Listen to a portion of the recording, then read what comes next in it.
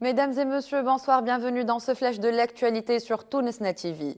Le coordinateur général de la coalition nationale pour atteindre les objectifs de la révolution, Abdelhamid Troudi, a annoncé le retour du sit-in de la légitimité à la place du Bardo, affirmant avoir réussi à avoir 6000 signatures demandant à l'ANC de reprendre ses travaux.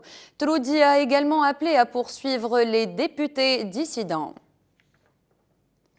Suite à une réunion tenue aujourd'hui entre les composantes de la société civile, des partis politiques, l'UGTT et le délégué de la municipalité de Sousse, il a été décidé de fixer 2 tentes de soutien au sit-in Rahil du Bardo. Le représentant de l'UGTT, Ibrahim Zorlemi, a affirmé à Shams FM que les tentes ont été implantées à la place Chelly aujourd'hui à 15 h. Selon un membre du bureau exécutif de l'Union générale des étudiants tunisiens, Ahmed Dawedi, le procureur du tribunal de première instance de Bizerte a décidé aujourd'hui de libérer le militant de l'Union, Issam Salemi, après son arrestation depuis 2005, suite à des accusations d'agression d'un agent public du ministère de l'Intérieur dans l'exercice de ses fonctions. Le porte-parole officiel du Parti des travailleurs et membre du conseil d'administration du Front populaire, Jileni Hamemi, a nié ce que certains médias ont publié, affirmant le gel de l'adhésion de 2 partis, à savoir le Parti national socialiste et le Front populaire unioniste. Jileni Hamemi a souligné que les 2 partis ont fait quelques dépassements en prenant de mauvaises décisions ou en publiant des communiqués. Le parti l'Amen a appelé dans le cadre d'une nouvelle initiative à préserver l'Assemblée nationale constituante jusqu'à la fin de ses travaux, au plus tard le 23 octobre 2013, et de transférer le pouvoir à un gouvernement de consensus dirigé par une personne indépendante. Le parti a également insisté sur la nécessité que tous les partis s'engagent à une trêve sociale et politique, de ne pas mobiliser la rue et d'œuvrer à réduire le niveau de tension et de stress. La représentante de la Ligue tunisienne des droits de l'homme à la coalition de Harayr Tounes, Sahlim Ajouini, a déclaré que le gouvernement a échoué à lutter contre la violence et le terrorisme.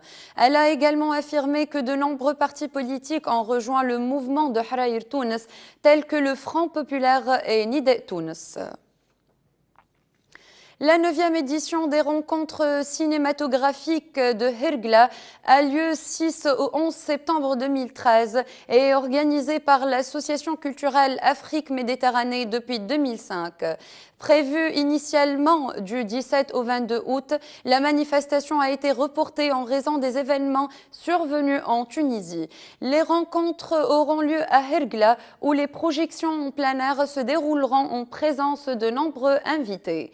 325 réalisateurs ont inscrit leurs œuvres, 38 parmi eux ont été choisis par le comité de sélection, dont 11 longs métrages documentaires et 27 courts-métrages. À l'international, maintenant, Ibrahim Boubacar Keïta, l'ancien Premier ministre du Mali, pourrait bien devenir cette semaine le nouveau président du pays. À l'aube du second tour de la présidentielle, il dispose d'une avance confortable avec près de 40% des suffrages obtenus le 28 juillet dernier, soit 20 points de mieux que son rival Soumaïla Cissé, qui ne s'avoue toutefois pas vaincu, déclarant que l'élection du 11 août était une toute nouvelle élection. L'ancien ministre des Finances aura fort à faire pour combler son retard, d'autant que 22 des 25 candidats éliminés au premier tour se sont reliés à Keïta. Près de 7 millions d'électeurs sont appelés aux urnes. Un scrutin surveillé par une centaine d'observateurs européens et par l'armée malienne, les casques bleus et l'armée française. Les conflits armés entre la tribu Rizaïga et la tribu Malia ont eu lieu samedi dans la région d'Adila, dans l'état du Darfour du Sud, a confirmé à l'agence Xinhua un leader de la tribu Rizaïga. 70 personnes des tribus Rizaïga ont été tuées, 30 personnes de la tribu Malia ont été portées disparues et 70 autres blessées, a ajouté la même source. Les tensions restent élevées dans la région, a indiqué la source, avertissant que les combats pourraient reprendre à tout moment. Les conflits tribaux constituent un problème de taille auquel le gouvernement soudanais doit faire face sans réussir jusqu'à présent à le résoudre en dépit des conférences de réconciliation intertribale qu'il avait organisées. Un militaire de l'armée de l'air proche des idées de l'extrême droite radicale a été arrêté près de Lyon-Rhône pour un projet d'attaque contre la mosquée des Minguettes à Vénissieux, a indiqué dimanche le ministère de l'Intérieur dans un communiqué. L'an dernier, le jeune homme avait déjà attaqué une mosquée avec un cocktail Molotov. Le ministère précise que le jeune militaire qui a été interpellé sur la base aérienne de Lyon-Montverdi avait projeté de tirer à l'armée à feu contre une mosquée de la région lyonnaise. Au terme de 4 jours de garde à vue dans les locaux de la Direction centrale du renseignement intérieur des CRI, il a été déféré dimanche devant la section antiterroriste du parquet de Paris.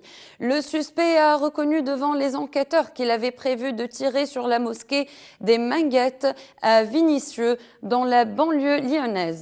Un attentat qu'il avait l'intention de commettre le 8 août à l'occasion de la fin du Ramadan. Ce sergent dans l'armée de l'air, âgé de 23 ans, a été mis en examen pour détention de munitions de 4e catégorie en relation avec une entreprise terroriste et dégradation.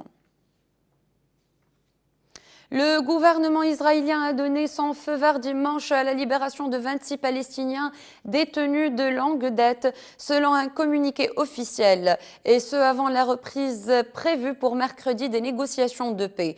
À la suite de la décision du gouvernement de reprendre les négociations de paix avec les Palestiniens et de nommer une commission ministérielle en vue de libérer des prisonniers pendant les négociations, la commission a donné son aval à la libération de 26 prisonniers, a expliqué le bureau du Premier ministre Benjamin Netanyahou dans le communiqué. Peu après cette annonce, les noms des prisonniers concernés ont été publiés sur le site internet des prisons israéliennes.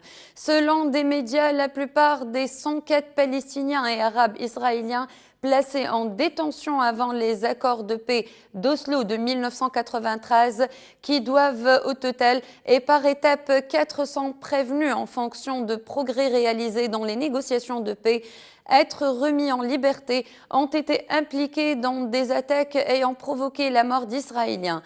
Les familles de ces derniers devraient à cet égard faire appel auprès de la Haute Cour de justice contre ces libérations imminentes. Les missions diplomatiques américaines fermées ces derniers jours au Moyen-Orient et en Afrique ont réouvert leurs portes dimanche 10 août, sauf au Yémen, où la menace d'une attaque d'Al-Qaïda dans la péninsule arabique est toujours présente, ainsi que l'a souligné Barack Obama. De ces 19 postes diplomatiques à avoir fermé leurs portes la semaine dernière, 18 consulats et ambassades, que ce soit à Amman, Riyad ou Kigali, ont repris leurs activités dimanche, premier jour de la semaine dans la plupart des pays musulmans, a indiqué Jennifer Psaki, la porte-parole du département d'État, dans un communiqué publié vendredi soir. En revanche, l'ambassade de Sanaa n'est pas concernée par la mesure car subsiste, selon la diplomatie américaine, un faisceau de menaces d'une éventuelle attaque terroriste émanant d'Al-Qaïda dans la péninsule arabique Aqaba, que Washington considère comme la branche la plus active de la nébuleuse extrémiste. C'est un passager ukrainien qui serait à l'origine d'un accident d'autocar qui a fait 2 morts dans la nuit de samedi à dimanche en France. Une Espagnole et un Français sont décédés. Une trentaine d'autres personnes ont été blessées. Un passager ukrainien a avoué qu'il avait tiré sur le volant à la suite d'un conflit avec le chauffeur. Il souhaitait que le véhicule s'arrête. L'autocar circulait à grande vitesse sur une autoroute et c'est ce geste fou qui aurait provoqué l'accident. Le véhicule a heurté une glissière de sécurité et s'est renversé en contrebas. Dans un premier temps, les enquêteurs ont pensé que le chauffeur s'est peut-être assoupi avant d'écarter cette hypothèse. Les examens pratiqués sur le conducteur n'ont pas révélé la présence de drogue ou d'alcool. Il ne pouvait donc pas être directement responsable de l'accident. C'est la fin de ce flash. Merci pour votre attention et bonne fin de soirée.